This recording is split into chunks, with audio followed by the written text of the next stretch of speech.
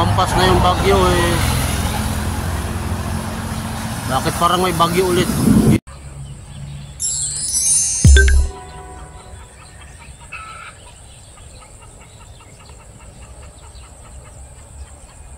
Mas matindi pa yung itim ng ulap kaysa nung lumaan yung bagyo.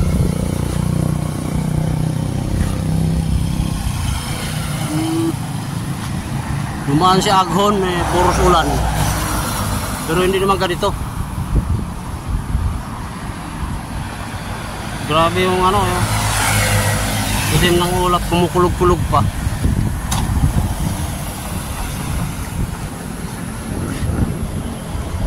Pero kahapon magdamag ang ulan dito. Wala namang hangin. Ngayon mahangin. Itim na itim, oh. Grabe.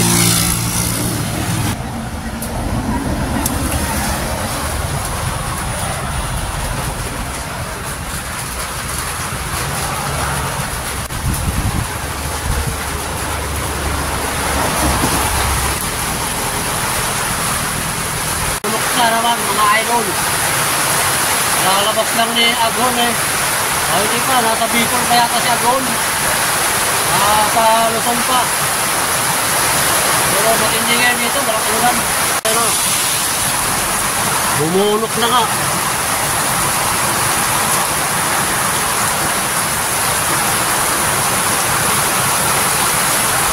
May kasunod bang bagyo si Aghon? Parang wala yata.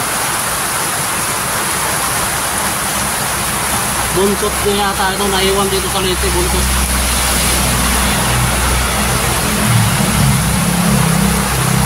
Kapal ng ulap.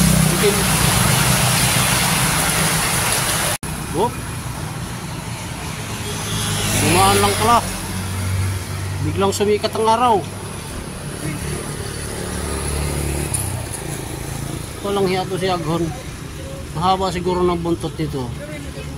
Naiwan pa dito yung dulo eh. Pero sa banda roon, maitim pa. Mukhang nagkalat na yung buntot ni Aghon.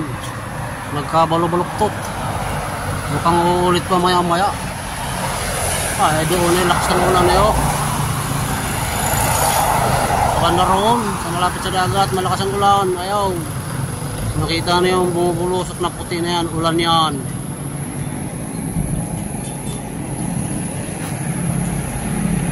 Humiling ka talaga ng ulan dito sa Pilipinas. Abay, siksik, liklik, bumahapaw, bumabaha mga idol. Nung nakaraan eh, nanareklamo at napakainit. Humihiling, nagdadalangin para sa ulan. Nung ang ulan naman ay dumating, ikaw, baha. Diyan sa aking taniman ng gulay, nakikita niya sa bandarong. Malalim ng tubig dyan kagabi mga idol. Wala akong bumaba kasi mga alas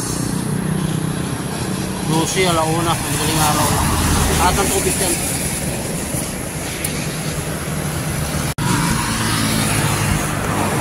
Ano ang nangyayari ngayon? Naiwan pa yung buntot ni Aghon. Mga bumabiyahe ng papuntang matawid ng Samar, Alin Samar, Matlog, Sorsogon. Yan, dyan sa Bicol region na yan. Nandiyan pa ang nandiyan pa si Aghon. Ingat kayo dyan mga sa biyahe nyo mga idol. Ingat kayo. Dito Manila ngayon, bumababa. Lakas ang ulan dyan. Medyo nag-dive ng konti si Aghon. Dapat pa place, nag-dive ng konti. Ayun. God bless, ingat kayong lahat.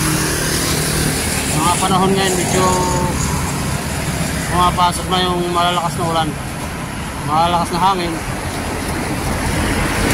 At hindi pa sineswerte eh, may talakang bagyo. Bye bye.